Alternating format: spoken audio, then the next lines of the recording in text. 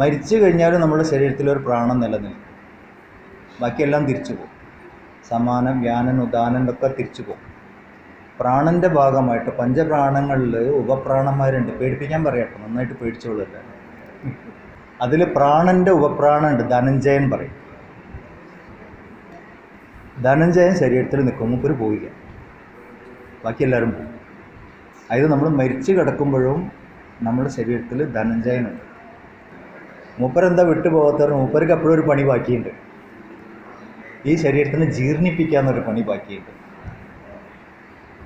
അത് തുടങ്ങി വെച്ചിട്ട് മുമ്പ് പോകുന്നു.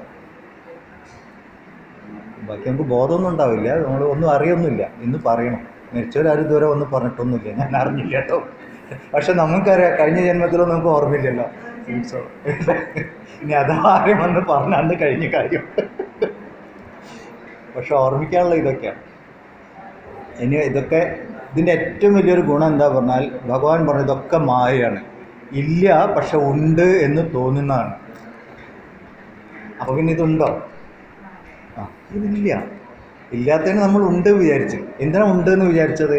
എന്താ ഈ സാധനം എന്ന് അന്വേഷിച്ച് പോകാം. എക്സ് ഇട്ടില്ലേ, ഈ ധനഞ്ജയൻ എന്താ സാധനം? ഓ, ധനഞ്ജയൻ പ്രാണൻ്റെ ഭാഗമാണല്ലേ, ഈ പ്രാണൻ എന്താ സാധനം? അപ്പോൾ നമ്മൾ അതിനെ അന്വേഷിച്ച് പോകും. ഇങ്ങനെ പോയി അവസാനം എടുത്തും ബ്രഹ്മത്തിലെത്തും. ബ്രഹ്മത്തിലെത്തിയ പിന്നെ ഇതൊന്നും ഉണ്ടായിട്ടില്ല. ശ്രീരാമകൃഷ്ണ പരമഹംസർ പറയും, മട്ടുപ്പാവ് കയറി, ഞാൻ ചുണ്ണാമ്പ് കല്ല് കൊണ്ടുള്ള ചവിട്ടുപടികൾ കയറി മട്ടുപ്പാവിലെത്തി എന്ന് പറയും.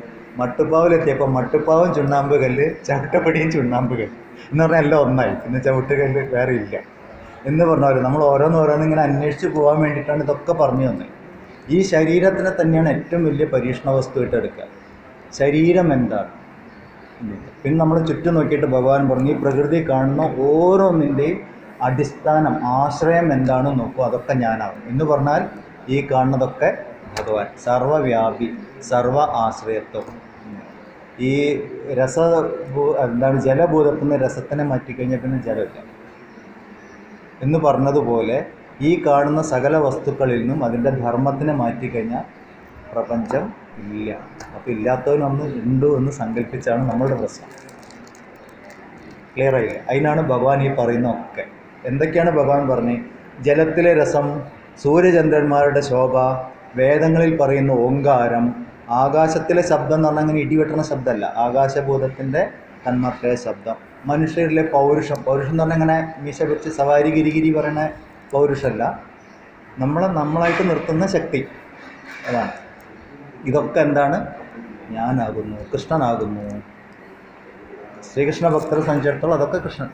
അപ്പം ഞാനുണ്ട് എന്ന് പറയുമ്പോൾ നമ്മൾ യഥാർത്ഥത്തിൽ എന്താ പറയുന്നത്? ഭഗവാനുണ്ട്. നമ്മളിനി ഗുരുവായൂർ പോകണമെന്ന് ചോദിച്ചാൽ ഗുരുവായൂർ പോവാം, തൊഴാനൊക്കെ പോവാം. പക്ഷേ നമ്മളെ ഒരു ഗുരുവായൂരല്ലേ ശരിക്കും. ഉള്ളിൽ ശ്രീകൃഷ്ണ വിഗ്രഹം ഉണ്ടെങ്കിൽ ഇത് ഗുരുവായൂർ അമ്പലമായില്ലേ? സംശയമുണ്ടോ? സംശയം ഇനി 13-ാം അധ്യായത്തിൽ മാറും. ക്ഷേത്രജ്ഞ വിഭാഗയോഗത്തിൽ മാറും. ജീവനും ദേഹത്തിനെ ക്ഷേത്രമായിട്ടും ജീവനെ ക്ഷേത്രജ്ഞനായിട്ടും പറയുന്നു. അപ്പോൾ നമ്മളൊക്കെ സഞ്ചരിക്കുന്ന ക്ഷേത്രങ്ങളാണ്. നമ്മളെ സ്വഭാവത്തിൽ മാത്രം അസുരന്മാർ കയറിക്കൊണ്ടിട്ടുണ്ട്. അപ്പോൾ ഇത് ഹിന്ദുവിനെ അറിയുന്നതുകൊണ്ടാണ് ഒരാൾ മരിച്ചു കഴിഞ്ഞാൽ, ശത്രുവാണെങ്കിൽ പോലും മരിച്ചു കഴിഞ്ഞാൽ ബഹുമാനിക്കും. ശവം കൊണ്ടുപോകുമ്പോൾ കണ്ടില്ല, വേഗം നമ്മൾ ബഹുമാനത്തോടുകൂടി, അത് മരണത്തിനോട് പേടിയുണ്ടായതുകൊണ്ടല്ല, ആ മനുഷ്യ ശരീരത്തിൽ ഉണ്ടായിരുന്നത് ഈശ്വരനാണെന്നറിയാം. അയാളുടെ പ്രവൃത്തിയിൽ മാത്രമേ ആ ആശ്ചര്യകത ഉണ്ടായില്ല. പ്രവൃത്തി അയാൾ അധർമ്മം ചെയ്തിട്ടുണ്ടാവും, അത് പ്രവൃത്തിയിലാണ് അധർമ്മം. അപ്പോൾ ആ ശരീരത്തിൽ നിന്ന് അത് വിട്ടുപോയി. അപ്പോൾ ശരീരത്തിലൂടെ പ്രവർത്തിച്ചത് ചൈതന്യം, ദൈവത്തിൻ്റെ ചൈതന്യം തന്നെ. ദൈവത്തിൻ്റെ കയ്യിൽ ഉപകരണമായിരുന്നല്ലോ. അയാൾക്ക് അയാളുടെ കർമ്മവാസനകൾ അതിജീവിക്കാൻ പറ്റിയില്ല, നിസ്സഹായം. നമ്മളത് അറിയുന്ന കാരണം ശത്രുക്കളാണെങ്കിൽ പോലും മരണത്തിന് വന്നു കഴിഞ്ഞാൽ ബഹുമാനിക്കും. ഒരുപാട് കാര്യങ്ങൾ അതിൽ പറഞ്ഞു തന്നുണ്ട്, നമ്മളതൊന്നും അറിയണേ ഇല്ല എന്നുള്ള. ഓക്കെ, ഇനി മാറണം, ഇന്നു മുതൽ മാറി ചിന്തിക്കണം, അപ്പോഴേ ഭഗവത്ഗീത അനുഗ്രഹിച്ച് പറയാൻ പറ്റുള്ളൂ. ഓക്കെ, പിന്നെന്തൊക്കെയാണ് പറഞ്ഞത്? ഭൂമി തത്വത്തിലെ, ഭൂമിയിലെ ശുദ്ധമായ ഗന്ധം, എന്ന പൃഥ്വിഭൂതത്തിൻ്റെ തന്മാത്രയായിരിക്കുന്ന ഗന്ധവും, അഗ്നിയിലെ തേജസ്സും, അഗ്നിയുടെ ശക്തി രസമായിരിക്കുന്ന തേജസ്സും, അഗ്നിയുടെ തന്മാത്രയായിരിക്കുന്ന തേജസ്സും, പിന്നെ സകല ജീവികളിലെയും ജീവൻ, നമ്മളിലൊക്കെ ജീവനായിരിക്കുന്ന ആരാണ്? ഭഗവാൻ കൃഷ്ണനാകുന്നു. അതായത് എൻ്റെ ഉള്ളിലെ ഞാനെന്ന്. നമ്മളെങ്ങനെയാണ് അറിയാം? നമ്മളെവിടെയെങ്കിലും പോയിട്ട് കളവ് പറയുമ്പോഴറിയാം. നമുക്ക് ആരോട് വേണമെങ്കിലും കളവ് പറയാം, അവനവനോട് കളവ് പറയാൻ പറ്റില്ല.